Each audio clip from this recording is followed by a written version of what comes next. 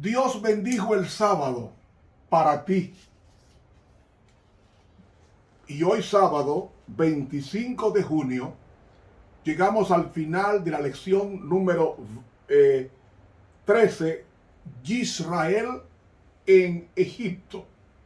Y el texto que hemos usado durante toda esta semana es: así habitó Israel en la tierra de Egipto, en la tierra de Gosén, y tomaron posesión de ella y se aumentaron y se multiplicaron en gran manera. Génesis 47, 27. Señor, gracias, muchas gracias por este periplo.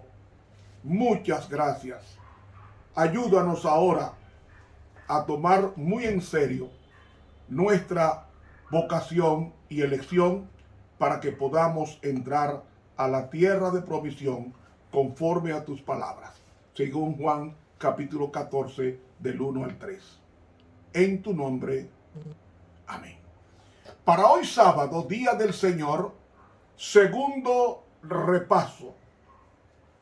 Ayer dije que los dos primeros capítulos de Génesis son de los más hermosos, porque en el Génesis vemos la creación del hombre a imagen de Dios y le entrega lo mejor que había, que era la tierra santa del Edén, que era un pedazo del cielo, según dice la pluma inspirada.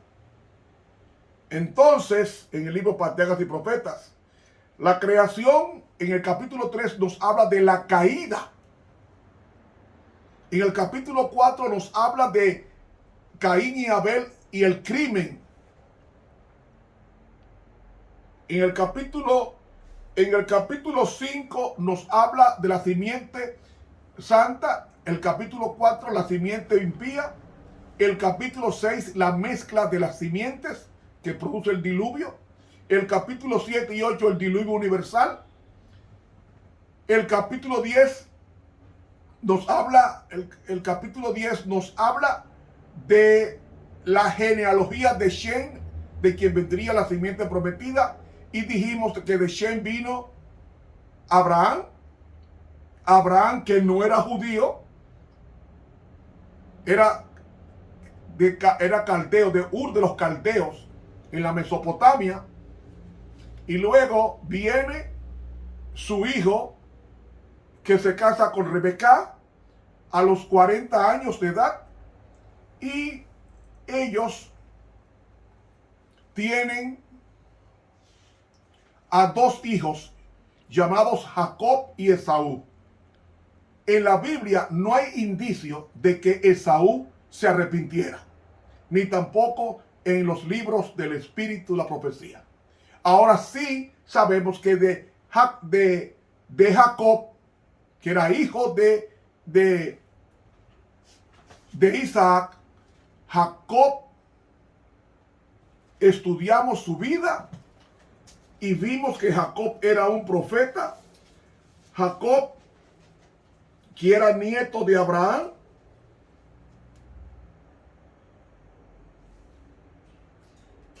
fue huyendo cuando engañó a su hermano y llegó donde un familiar suyo y se casa con una hija de Labán, que era prima hermana de Jacob. Y él se casa con su prima hermana, y entonces vemos que como Labán tenía dos hijas, se enamoró de Raquel, que se pronuncia Rachel en el hebreo, y luego después él lo engaña y le da a Lía, o a Liá, como se pronuncia en el hebreo, a Lea. Y luego después trabaja para Raquel otros 7 años. Es decir, Jacob tuvo dos esposas llamadas Lea y Raquel, que era idólatra, por cierto, porque acuerde cuando huía se robó los ídolos de su papá, que era idólatra también. Y de Jacob tuvo dos esposas llamadas Raquel y Lea.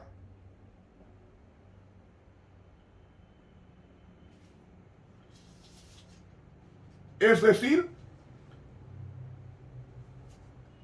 Raquel y Lea, dos esposas. Y luego tenemos a Zilpá y a Bilhá, dos siervas que fueron concubinas de Jacob. Por tanto, Jacob tuvo dos esposas y dos concubinas. Y un día voy a dar un estudio para explicar por qué Dios permitió la poligamia en los hombres santos. Yo tengo ese estudio. Lo que pasa es que necesito tiempo para grabarlo. Pero tengo ese estudio y también el estudio de por qué Dios permitía que una nación santa como Israel destruyera a miles de personas. Entonces esa cosa necesita una explicación a la hermandad. Pues de estas cuatro mujeres, las dos esposas de Jacob, ¿cómo se llamaron? Raquel y Lea. Lea era idólatra. Lea era idólatra y Raquel estaba medio convertida, pero también le gustaban los ídolos que se los llevó en su asiento del camello cuando huía con su esposo. Estas cuatro mujeres le dieron a Jacob 12 hijos y una hija, por lo menos registrada en la Biblia. Esos 12 hijos que tuvo Jacob con estas cuatro mujeres, trabajó donde Labán lo engañó, trabajó 20 años y cuando Jacob tenía 91 años, él regresa a la tierra, regresa a su tierra prometida y Jacob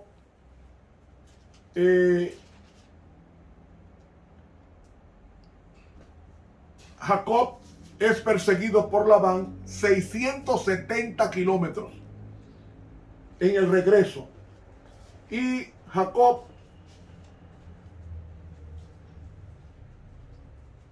llegó a amistarse con su suegro que venía a hacerle daño y Dios interrumpió en un sueño esa actitud, esa intención y ellos terminan amistándose, besando.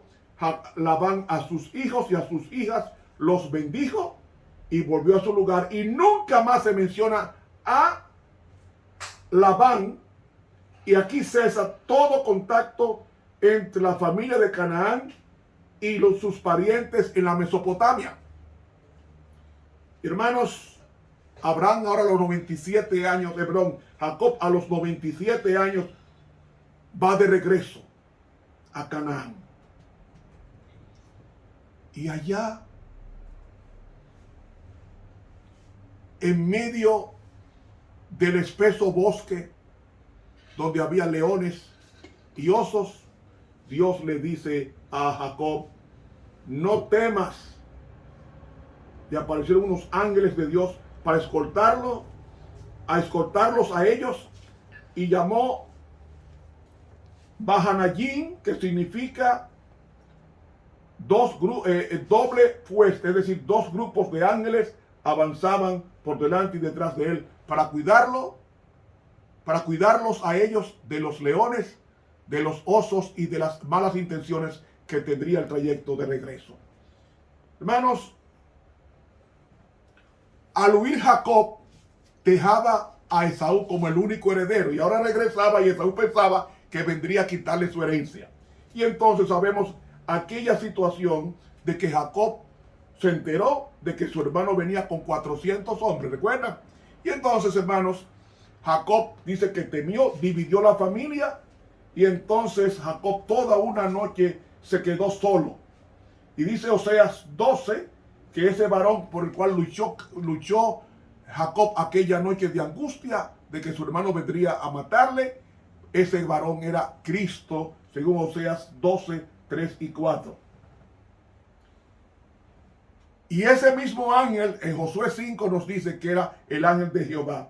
Y entonces la ilustración es que la construcción hebrea da a entender que la lucha duró la noche entera, que estaban rodando por el suelo el uno al otro hasta que iba llegando el amanecer, y él se da cuenta de que era el ángel del pacto, según el libro Conflicto de los Siglos, página 602. Él se da cuenta que era el ángel del pacto, y entonces la perseverancia de la noche de lucha de Jacob con Dios y la firmeza, como dice el Conflicto de los Siglos, página 606, es que hace que Jacob le diga a Dios: no te voy a dejar hasta que tú me transformes. ¿Tú quieres ser transformado? Sí. ¿Cómo tú te llamas? Para yo transformarle, tú tienes que admitir quién eres. Yo soy un engañador, un suplantador, un ladrón. Si tú dices que tú eres eso, estás admitiendo. Por tanto, al admitir tu culpa, yo te perdono y ahora te transformo tu carácter de un carácter engañador a un carácter que lleva el nombre de Yisrael. Yisrael, recuerda que la palabra él en el hebreo significa Dios. Yisrael es la unión de dos vocablos que significa el que lucha con Dios y deja la inferencia para vencer. Si nosotros queremos que los grandes problemas que tenemos en el trabajo, en la escuela, en la familia, con los hijos, tenemos que pasarnos noches enteras orando, luchando con Dios, y Él nos va a dar la victoria. Lo he puesto en práctica en varias ocasiones y me ha dado resultado. En vez de estar peleando y quejándonos, vayamos a Dios como hizo Jacob. Y eso lo tomó de patrón después el profeta Jeremías, y también la pluma inspirada de que será tiempo de angustia, cual nunca fue. Dice Daniel 12, era el tiempo de angustia de Jacob, que va a pasar el pueblo de Dios, porque Jacob es un símbolo del pueblo remanente, y Esaú, su hermano, es un símbolo de todas las religiones apóstatas que van a contravenir o van a unirse para destruir al pueblo de Jacob, al pueblo de Israel, al pueblo de Dios. Y cuando Dios le transforma el carácter a Jacob, de ahí en adelante, él no podía entrar a la tierra prometida si su nombre no era cambiado. Si nosotros queremos entrar a la tierra prometida, a la Canaán celestial que prometió Jesús en Juan 14, 1 al 3, y luego aparece en Apocalipsis 21, de 1 al 4, tenemos que cambiar el carácter.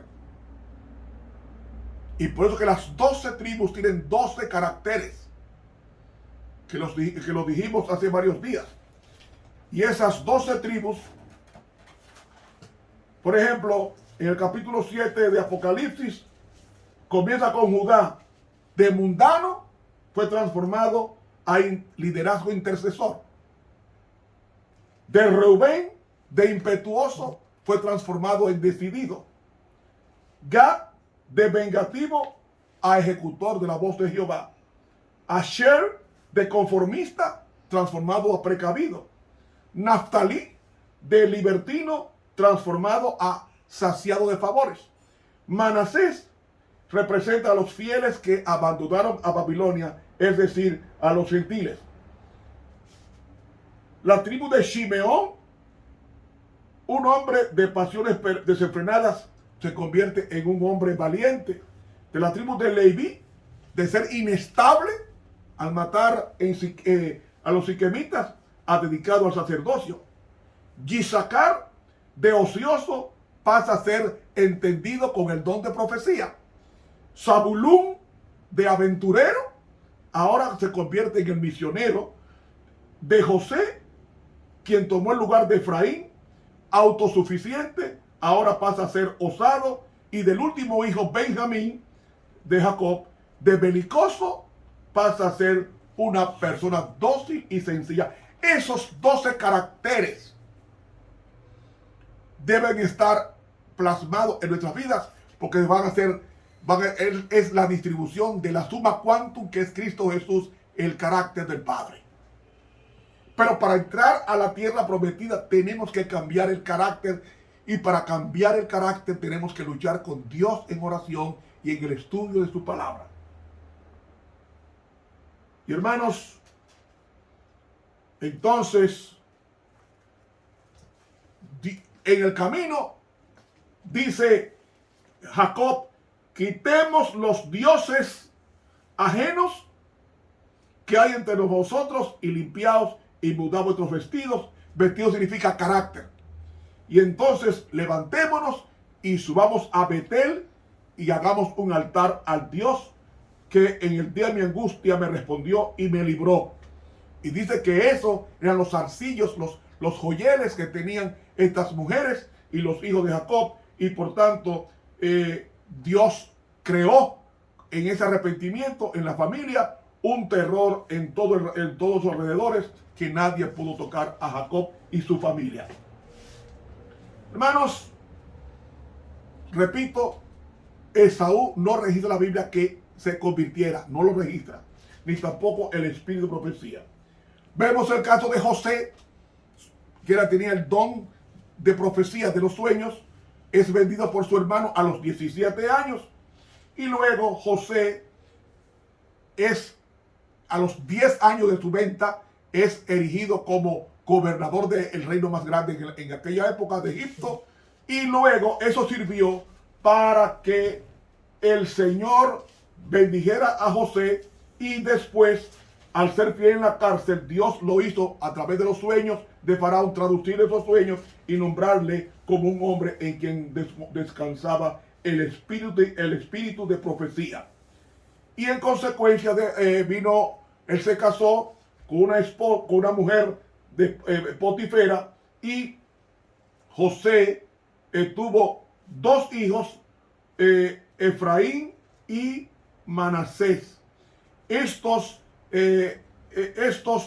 entraron a la tierra prometida en su descendencia, y hemos aprendido también que José, 20 años después, se encuentra con Benjamín, que es llevado por sus hermanos como garantía, y luego José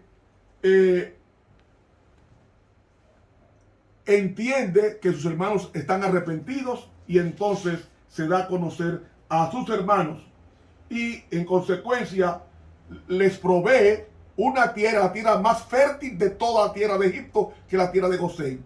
Por eso dice el texto que se multiplicaron en gran manera. Y hermanos y amigos, ¿por qué estaban en la tierra de Gosén? Para librarlos de la idolatría de Egipto. Y así se mantuvo hasta poco después que José murió. Y hermanos, José trajo su padre bendijo a los 12 hijos que menciona Génesis 49, pero incluye a dos hijos, que son los dos hijos de los dos hijos de José, Manasés y Efraín. Y Manasés y Efraín ocupan el lugar de dos tribus que no fueron incluidas en Apocalipsis 7, que leímos hace unos minutos, lo explicamos, y la tribu de José tomó el lugar de la tribu de Efraín, porque era idólatra, y la tribu de Manasés, que era hijo de José, ahí no aparece la tribu de Dan, que se perdió porque mordía por detrás y era pérfida. Mis hermanos, la conclusión es esta: José es el hombre de quien más se habla en Génesis, y José cumple y deja a su familia y promete de que Dios enviaría un redentor, un salvador. Ese salvador sería Moisés, quien sacaría al pueblo en el año 1445, a los 430 años. Y después vemos que a través de Josué entran los hijos de Jacob a la tierra de provisión y la ocupan. Y esa tierra fue luego, de ahí vino el mejor reino del que ha tenido Israel, que fue el reino de David, símbolo de Cristo. Y luego Salomón, el reino más rico, que se corrompió a lo último, hizo muchas injusticias al final, pero después se arrepintió, escribiendo el libro de Eclesiastés, Y murió David de 70 años y murió Salomón a los 58 años. Viene Cristo, la simiente prometida, muere por nosotros y ahora con su muerte va a readquirir o readquirió el planeta que estaba en manos de Satanás, y readquirió también a Adán y Eva y a la simiente santa que Cristo vendrá a buscar muy pronto en su segunda venida, porque el mundo está llegando al final. Vamos a Canaán, hermanos. Tenemos una cita con Dios a las 3 de la tarde en Canaán, a la misma hora que Cristo murió en la cruz del Calvario, a las 3 de la tarde. Y escucharemos el más hermoso sermón, el primer sermón en Tierra Nueva, lo va a dar Jesús a la misma hora que murió, para decirnos: con amor eterno te he amado, te he prolongado mi misericordia. Que Dios nos bendiga. Estamos todavía en Egipto, pero vamos a Canaán. Egipto es el planeta en pecado, y nosotros somos un remanente que vamos a ocupar este territorio, pero en forma global, cuando Cristo venga por segunda vez y después del milenio la santa ciudad descienda y ocupe todo el territorio ensanchado por la muerte de Cristo, para que el pueblo de Dios se recree en abundancia de paz. Gracias por habernos acompañado. Estuvo con ustedes el profesor de teología Ramón Romero, quien te invita a suscribirte a la plataforma de YouTube Ramón Romero. Suscríbase y suscriba a otros. Dele clic a la campanita, denos sus comentarios, y que Dios nos siga bendiciendo. Estuvo con ustedes también nuestro Señor Jesucristo y su sangre. Pasen un feliz sábado hoy y siempre.